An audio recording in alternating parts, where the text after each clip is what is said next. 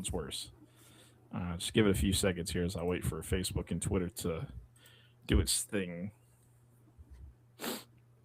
Gotta love when we gotta wait for this. Haha, here we go. Mm-hmm. And five, four, three, two, and one. What is up, everybody? Thank you for joining us here on the Welcome On Podcast. I'm your host, Famously Garnet. And I'm joined by co-host Q. What it do, y'all? What it do? And in today's episode is a very Merry Christmas to you, as we are only a few days away till the fat man comes down the chimney with his stack. That's facts. With his big fact. Hope everybody's doing well tonight. Hope everybody's doing well out there. I'd say, Gamecock Country has had a rocky few weeks, a rocky 2 weeks for certain, of course. Q, things got a little rocky about a week ago, and we're going to get into that. We're going to get into how all that really went down. Lenora Sellers announced that he is returning to South Carolina officially. The official announcement as Lenoris is back at South Carolina for the 2026 season, as we all presumed was going to happen, but now it's official. And what else the other things look like? A couple more portal entries. Case and Henry, he's kind of told to look elsewhere. We're going to get into that. And then also Aaron Nolan hits the portal. So once again, not huge losses by any means, and we're going to really discuss that. But Q, let's go ahead and start this thing where, honestly, the guy's probably going to receive coal for Christmas, and that is Sterling Lucas and the way he handled this situation as he left South Carolina hung and dry after, by the way, the athletic Christmas party. So, I'm not going to sugarcoat this situation. As you all know, I'm never going to sugarcoat any situation, especially when I know what really took place. I don't sugarcoat things like that. This is not a sugarcoat situation.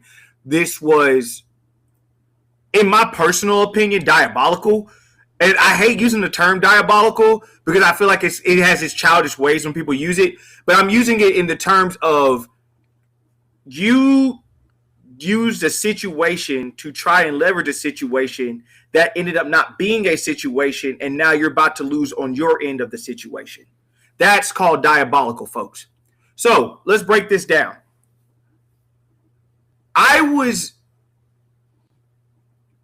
We were told, I'll say me and nephew were kind of brought into the situation on the same day the news broke. So no matter how anyone wants to break this situation down, these are facts. Fact of the matter is, one, this was not broken down. This did not happen until the day of the situation. The day of the situation when the news broke out any and everywhere, that is when the Sterling Lucas thing happened. We got wind of this, folks. Yes. The answer is yes. There are people on Twitter that got wind of this before actual Shane Beamer did. The way it was found out was it got so much steam that someone walked past his office and saw it cleaned out. That's another fact of the situation, folks. Now, let's get to the part where he told the staff that he was leaving. It was not in person. I want to inform you of that. It was not an in-person conversation that this happened. On the day of the situation, he was in Orangeburg. Anyone who knows him, he's from Orangeburg. He was brought on to coach defensive tackles. But here's another nugget that I found out. That was not originally what he was brought on to do.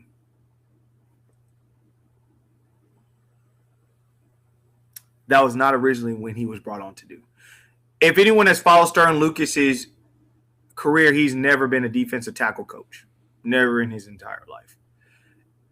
If you don't understand football, it's not easy to coach defensive tackles unless you've either played it or you've coached it. He's done neither. So, I, for one, am hurt because I personally knew Sterling, and I felt like Sterling's better than this. Anyone that has seen us, we get to dap up Sterling every single time we've seen him. We've had a conversation with Sterling, and this hurts. I would bad. I I was this close. All right. And I mean, I talked to staff this day. I mean, I can look. I'm looking right now the timestamps at 2:30 on Friday about what's going on, and there are staff members in this phone right now that were unaware what was going on. And I was this close for calling Sterling or texting Sterling, like, "Is this true?" And then Wes puts out, "Oh no, this is real." And then at that point, I almost snapped. But if I did not have the workload that I had that day at my job, we would have had a conversation, or I would have reached out to him, because it was the way this was handled, how Sterling is as a person. It just doesn't add up at all. It really doesn't. And then it hits you with the old, you think you know a guy, right? And I think that's where I'm struggling with this, because I know he didn't grow up this way.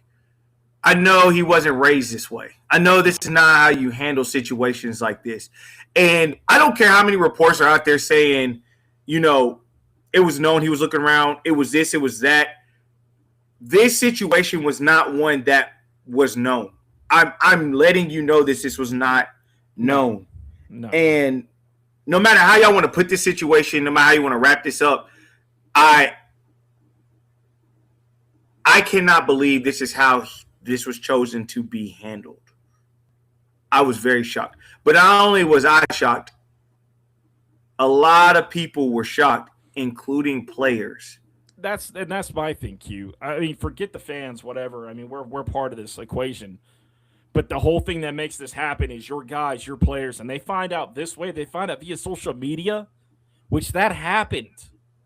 That 100% went down like that. I mean, what are we doing? Like, this college football is cooked at this point. The college athletics is cooked, because if this is the way we're going to treat our guys, our kids, the ones that some of us look to us as a father figure, that some of us really look to us being that next person in their life that helps them guide them into the next positive things that they do and who they become as a man, we have a problem.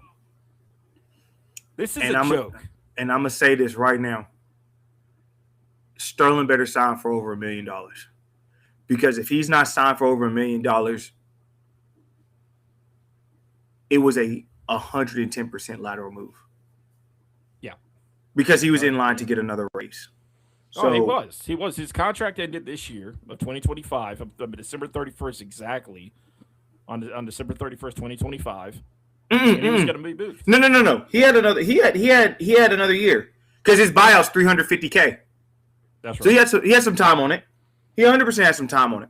What happened was Sterling Lucas made a choice. And now that his choice has been made, hey, it's fine, whatever, cool. But I want the record to reflect on this. Sterling had every resource he needed here. But it shows me what happens when things go wrong and your back's against the wall.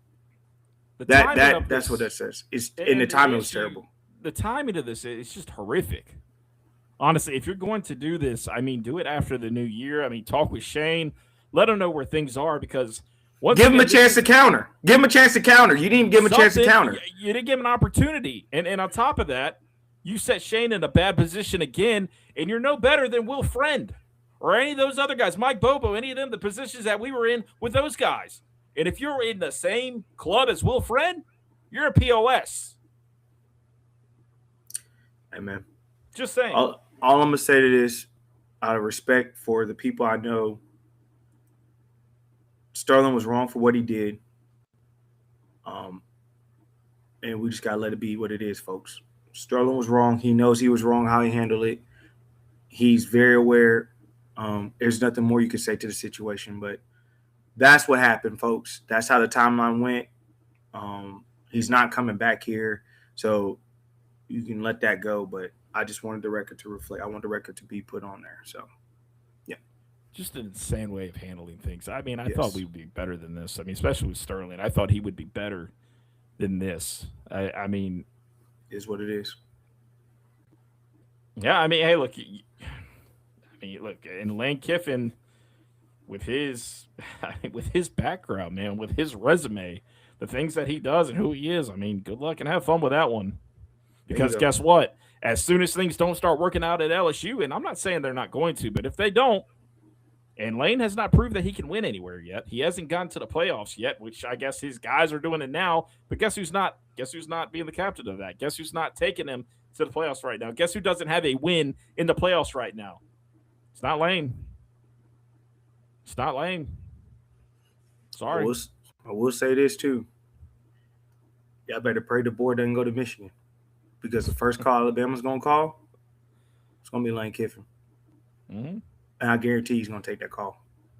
Yeah. And no matter what your buyout is on the situation, guaranteed it's going to get paid if he wants to go to Bama. I tell you this: the board, the coaching board is about to get really interesting here soon. Obviously, Freeman for Notre Dame is in the mix for the Giants job right now. There are a lot of things going on, and I cannot wait to be in Mobile next month to see where things are in the college football world. Talk to NFL scouts and see where things are going.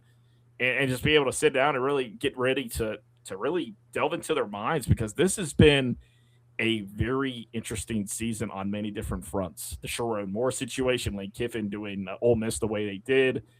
I mean, so many things that are going on in college football. So it's going to be really interesting. Q, let's go ahead and talk about Dylan Stewart and his situation. A lot of people are asking, so what's going to happen with Dylan Stewart? I mean, at this point, Q, I mean, we know that Dylan wants to come back to South Carolina. Obviously, Sterling Lucas, I mean, that thing throws a wrench in things. But I'm telling you right now, from what I've heard, it doesn't seem like it's enough to keep Sterling from leaving. I mean, not Sterling from Dylan leaving. They think he's going to stay. So what are your thoughts? He has 1 year. He loves Carolina. He's involved in the coaching search right now. A couple of names that I've heard he's got connections with, one being the Michigan defensive line coach. Dylan does have a prior relationship with the guy, and knows the guy knows how to coach the defensive edges. And so we'll just have to see what happens and what plays out when the names start coming out. And so I think Dylan will be fine. I think we'll have a resolution, as a lot of people have said this week. I'd probably say Friday. If there was anything, Friday. Let's get through Christmas. Let's see what he does say. I think he will have something to say on the situation. I believe he does stay and he signs, which will give us 2 out of the 3. I think Nick Harbor will sign sometime soon, his NIL deal. So we'll get the big 3 back, and then there'll be a couple of guys that's going to trickle in after that. And I think we're going to get a couple more newsworthy situations. But right now we're trying to focus in on getting this team right to see where we're going to be. So I would definitely argue that Dylan's not in my opinion, 70-30. I said it yesterday on Spaces. I'll say it again today. I believe it's 70-30 when it comes to Dylan Stewart and him staying here. So I think 70 stay, 30 he goes. And if he does go, I really honestly don't believe it'll be LSU. I think it'll be somewhere like an Ohio State, somewhere along those lines. That's a pretty guaranteed playoff spot that he's looking at. So I would say that's more along the lines of where Dylan would go, as opposed to an LSU who, I mean, we'll see what happens with them. Well, I'll say this, man. I think that word commitment, as Dylan Stewart talked about during his recruitment, even after that, when he's like, hey, when is Dylan going to hop into the transfer portal, his fresh after his freshman year and all this other BS and all that other stuff. And Dylan said, look, I mean, I have a commitment to South Carolina, and I don't know, man. Even with Sterling leaving, I don't know. We'll see what happens. I mean, his commitment with Shane Beamer, Clayton White, Travian Robertson, that's another name too. A lot of people don't talk about enough. Is Travian. I mean, he makes a big impact there. So yeah, I'm 80-20. I think I'm 80-20 Dylan Stewart returning and then leaving personally in mind. That's fair. But we'll see. After some of the conversations, I mean, I feel better as the days go along. Yeah. But I do feel like right now we're at 70-30 solidly as to where we're at. So we'll keep you posted on that portion of it, especially if something comes out, anytime around that time. We'll definitely keep you guys posted. We'll definitely throw something up and go from there. Yeah. And like I said, as far as Lane goes, I mean, Sean brought up a good point over on Facebook's chat. Said that Lane only stays no more than 5 years anywhere he goes. I mean, that's facts. I mean, Lane doesn't stay around long when he does. I mean, he's a grifter, man. He's a drifter. He goes to different places all the time. So, we'll see. Like I said, with Dylan Stewart, after the holidays, should have some information there. Now, as far as the transfer portal goes, Casey Henry, the newest entry to the transfer portal, and I don't think we spoke about Trayvon Ball entering the portal yet, but he's also in the portal. And then Aaron Nolan. And here's the thing, guys. People are panicking. They're like, oh, Casey Henry, one of your better, your starters, one of your better offensive linemen. Look, I mean, you don't bring the staff in that has years of experience, years of coaching experience, to not let them do their thing. And if they don't think that the right fit, and they watch the film and things just aren't clicking, I'm sorry, Q, but encourage transfers is a big button that you hit on EA College Football 26, and you're going to hit that button. You're going to send them out. Hey, man, I don't think you can do it here at South Carolina anymore. I watched the film. You're missing this. You're missing that. You've had multiple years to get this right, and you didn't do it. I'm a big proponent of that. I'm sorry. I mean, I do think there are some guys, maybe Trayvon Ball. I would like to see him come back to Carolina, but for some of these things, especially with Air Nolan, I mean, Air was behind everybody. He was. And I think the biggest thing on the situation with Henry and them, when you look at the scheme of what Clements and Browse is bringing to the table, you got to be able to block one-on-one, and Henry has shown he can't do that. Henry has shown time and time again he's not able to do that. There's one more guy that I'm kind of watching to see if he does go in. If he does, is what it is. You kind of just got to take the good with the bad, but you have to kind of be an understanding of where you're at with these situations. You have to get this offensive line right. You have to get this right. This is Shane's opportunity to get this right. So you have to do what you have to do to get this right. If nothing's guaranteed, nothing's guaranteed. But, I mean, you just got to take the good with the bad. Right now, Shed is someone you don't need to lose, and you shouldn't lose. No. I think if I'm the coaching staff, someone I feel like does a really good job one-on-one that should stay is Tree Babalati. I would talk to him and be like, hey, this is a new regime, new reign. You got a clean slate. Let's get this money. That's another one I would talk to. I'm a big proponent of. I mean, the offensive line is going to shift. We're going to be heavy hitters in the offensive line portal big time this year, and hoping that get this right. You have your quarterback to get it right. You have a good backup, in my personal opinion, in Cutter Woods. I think Woods is next up. You gives you time to get Landon Duckworth to get him right. I mean, we're gonna be all right. I'm not big on the portal quarterback. You don't have to bring no one in my personal opinion. At this point, I think a coach has said it's 3. You're lucky to have 3 on your roster, anyways. Yeah. So three will be fine. You need to just hit the portal, get that offensive line right, get your defensive line right, get your running back room right, get your corner and safety room together. That's where your money needs to go. That's where the money needs to be. I think you make sure Justin O's back with Fred Johnson. I think those two are going to make a masterful class next year with the year under their belt. They needed to understand, learn a few things. Fred is one tackle away from saving the season, because if that tackle against Texas A&M happens, then they don't have enough time to come back and beat us. So you just have a lot of things that were able to be learned. So I'm a big proponent on that, but you're just going to have to look in the offensive line. And as far as Air Nolan's concerned, Air Nolan's going to have to go down a level. I mean, at the end of the day, that is what it is. Mm-hmm. Air's going to have to go down a level, get right, and go from there. So wish him the best of luck. Wish all of those guys the best of luck. Everyone in the portal right now. The only person I would really, truly, honestly want back is Michael Smith. Yeah.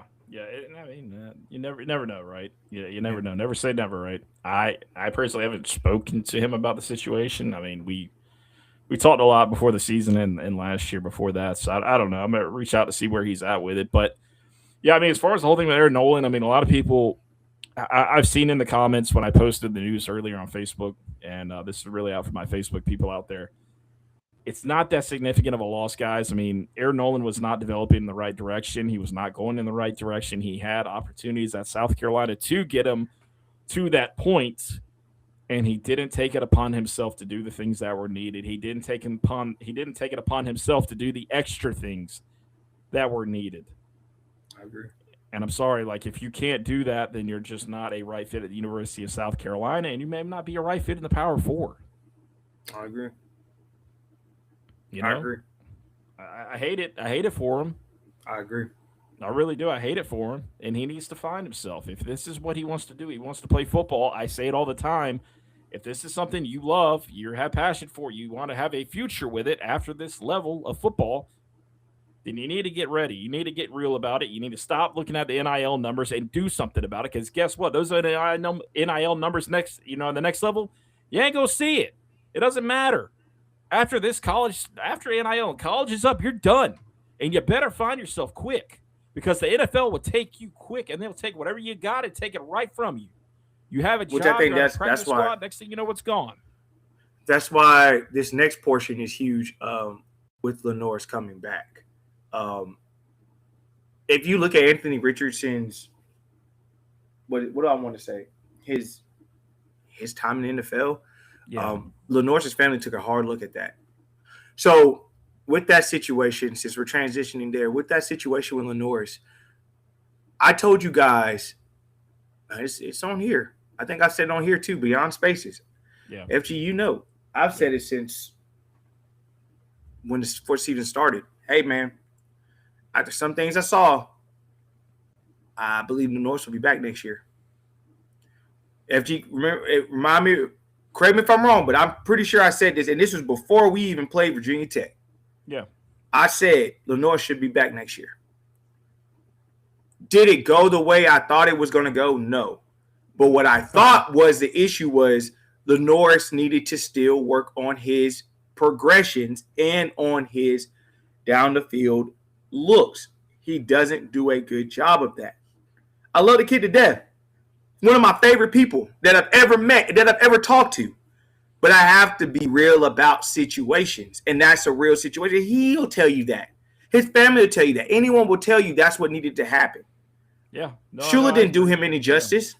Offensive line didn't do him any justice. No. But at the same time, LaNorris still made some boneheaded decisions that cost us some games. And he understands that.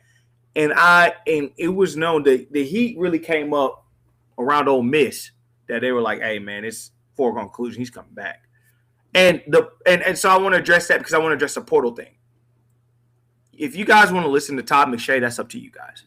Todd McShay ain't got no connection to the daggum South Carolina football program. Todd McShay doesn't even watch us. Before we go after Todd McShay, though, I do. People took things out of context with I can't. I listened to that quote, and at not any point though, he's like, "Hey, if he does enter the portal, I could see him going to Miami." And it's like it's based off of nothing. And he said that, but the problem is people take that quote and they stir it up into something else that it's not. They add a little this, they add a little that. Oh, hey, he's going to go to Miami. Oh, he's going to go to LSU. Oh, he's going to go here. He's going to go there. He's going to go everywhere. I mean, it's like that game Telephone, Q. You remember that game where we're younger? And they like in school, they'd be like, hey, we're going to play a game Telephone. We want to teach you something. We want to teach you a lesson. And by the time you got past all the 25 kids, it wasn't remotely close to the thing that little Johnny said, right? At the end of the day, you don't put yourself in the predicaments. Todd McShay was dumb to put himself in that predicament. I'm not disagreeing with that, but he's a talking head. You know how that goes. That's and if you want to do it for clicks, you got to take your L with clicks too. Look, I agree. But Miami was not one of the people that were in the race that wanted him to go. They didn't tamper. They didn't do any of those things. There are a couple teams, I'm not going to name them because I ain't going to give y'all the airtime for that. But what I will say is this. LaNorris was not going to the portal. He had already mentioned that behind the scenes. He didn't plan on going to the portal. He knew he was part of the problem and he wanted to be part of the solution. I got to give him props for that. If there's nothing else I give LaNorris props for, I got to give him props for that. Because that was real. That was real to do that. Right. And the fact of the matter is that he returned to face the monsters after what happened. To face his monsters. I would call them the mental monsters because, like I said, Q, I mean, the offensive line didn't do him any justice. I mean, 40-plus sacks this season. Mm-hmm. That is disgusting. That is disgusting. That should not happen in any kind of capacity. And LaNorris knows that, right? But also at the same time, he knows, like, hey, man, I need to be better. I need to get past my mental monsters because my offensive line can't hold up for longer than 2 seconds. And that's fine, right? But LaNorris took it upon himself to return to South Carolina, take the responsibility, and now he's back. He's back. And here's the thing, Q. Yeah. Here's the thing, Q. I promise you, there are teams that offered him more than what we did in NIL because people are like, oh, he's getting paid X amount of this, X amount of that. I think there were teams that were going to bluff. I don't think he would have got more because of the market. The market, and the reason being is because he's coming off a rough season, and there's too many other quarterbacks that were coming off better seasons. Right. So the market would have adjusted. I think he got the best deal here. With their incentive-wise, it could have been bigger at other places, sure. but he got the best bang for his buck here, where he understands the culture and the nature of what's going on. No, he's got it all here. I mean, Lenoris has it all here. I will be the first to tell you that. He'll be the first to tell you that. Correct. You know what I mean? So, but this gives Landon Duckworth a full year to learn under Lenoris and the way he does things. You know, that's a big thing. Cutter Woods, the same thing, another year in the system. And the thing with Kendall Briles in this offense, you're scoring 30-plus points a game. I'm excited. I really am. Like, this offseason, Shane needed to hit it hard. And he still has a hire to make, obviously, with this defensive line, issue. But – or not defensive line, but linebacking issue. But here's the thing, Q. He hit that offseason hard. He got his guys fairly quickly. I mean, within a week and a half, he already knew how he was going to go about this when it was all said and done, when he could really sit down and look. Mm-hmm. So I give it to him, man. I give him his props. So it's going to be a fun offseason, Q. It's going to be a fun offseason. We're going to see where the portal takes us. It's going to be a fun offseason. Agreed. So we'll ultimately see where that goes. Q, real quick, basketball. I want to hit on that. I want to shout out to the women's basketball team for handling business in Florida and really finding themselves. Honestly, they did a great job. And then they got another woman coming in from France at 6'4" who can dunk. Yep. So I mean, it's time. Y'all about to see Dawn turn up. She can play. Dawn finna turn up. Tom finna turn up on y'all real quick. Dawn finna turn up. That's why I said this is back to a Final Four natty game type season again. Texas, enjoy the win you got because you know what's about to happen. Vic Schaefer knows what's about to happen now. Mm-hmm. Yep. Now Joyce may play 3. Yeah, you know what's about to happen now. Yeah, and that get is Alicia. I'm gonna do my best to pronounce his name. Alicia from France. Alicia from France. Welcome in, Alicia. From France, a 6'7" freshman forward that is joining the team after the holiday break, and she begins classes for 2026. Very familiar to Chloe Kitts. You remember that? Because I believe when Chloe Kitts came in. Same thing. Same thing. That adds huge depth, by the way, for South Carolina. That is massive. Correct. So, shout out to them. Shout out to the guys for winning today against South Carolina State. Yep. Looking at 8-4 now, and so you've got a couple things you've got to still work on. You still got we've got a tough road ahead of us after this Albany game on the 30th. So still debating if I'm coming in town for that one. I'm still working on that. See what I'm gonna do there. But if I come in town for that, I'll probably come to that game and check that out. But they still got some things. You got some guys that need to grow up over there. Michi Johnson being one. So, but I'm just leave it there. I'm gonna leave it there. So yeah, we could go a full episode grilling this basketball team right now. Yeah, they got the win. So shout out to the boys. That's right. Yep. So, business was handled. I want to shout out to Medina Okot, man. She really came into her own on that Florida trip. I mean, really came onto her own. So. We'll see what the basketball team looks like. Like I said, softball, baseball get ever so closer to starting up. I mean, my son, he starts Little League here in the next few months, which is crazy. And they already start doing evaluations at age 8 now, Q. Can you believe that? I'm not shocked. Evaluations at age 8. That's how they operate now, so I'm not shocked. Lord of Moses, man. What a wild thing. Now, obviously, Christmas is 2 days away. Christmas Eve is a few days away. Q, this is the part where we get into the Christmas time, man, and I want shout out to moms too. Shout out to mom. Mom's birthday is Christmas Eve, so shout out to moms. Love you, and I know we're gonna have a good time celebrating your birthday, but definitely Christmas time, bro. Definitely Christmas time. Go to shout out to mom. Shout out Mama Q. That good stuff right there. So, real quick, before we get into the top 5 Christmas music, Q, what is the worst Christmas song of all time? Mariah Carey, All Over Christmas You. I hate that song with a passion. Woo. I hate that song with a passion. Hates the song with a passion. Mariah Carey, All I Want for Christmas Is You. Yes. Every time I hear it, it burns my ears. It's overplayed. It's overplayed. Here's the thing. When it first came out back in the 90s, we all loved it. And even into the 2000s, it's like, oh, yeah, you know what? This is a song to the song of the season. But it is so burned out. It's played so many times. Like, hey, I get it. I get it.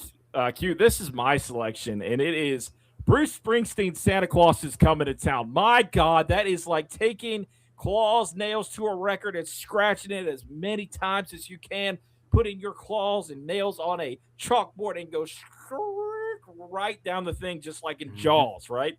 Yeah. When Quinn was in the classroom or the meeting room and went into That's the, true. to the chalkboard, went, yeah.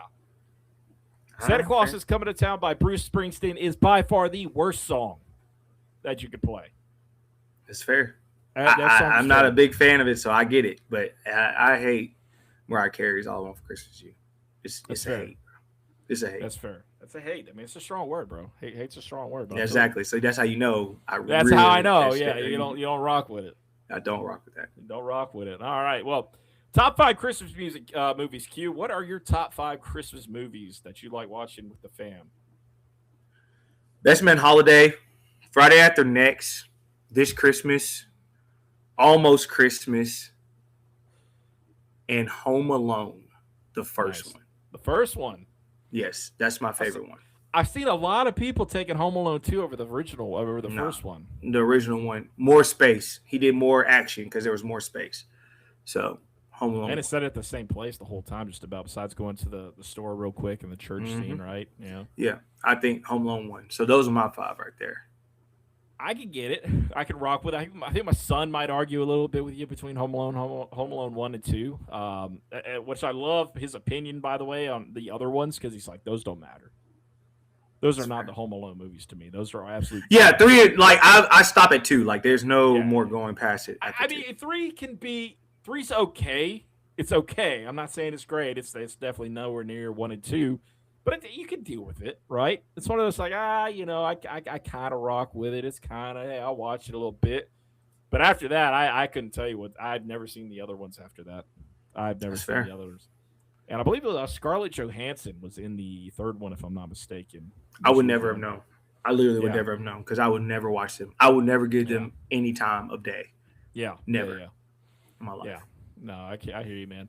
No, I mean, my top 5, dude. I mean, obviously, Christmas Vacation is right in there, man. Christmas Vacation's a classic.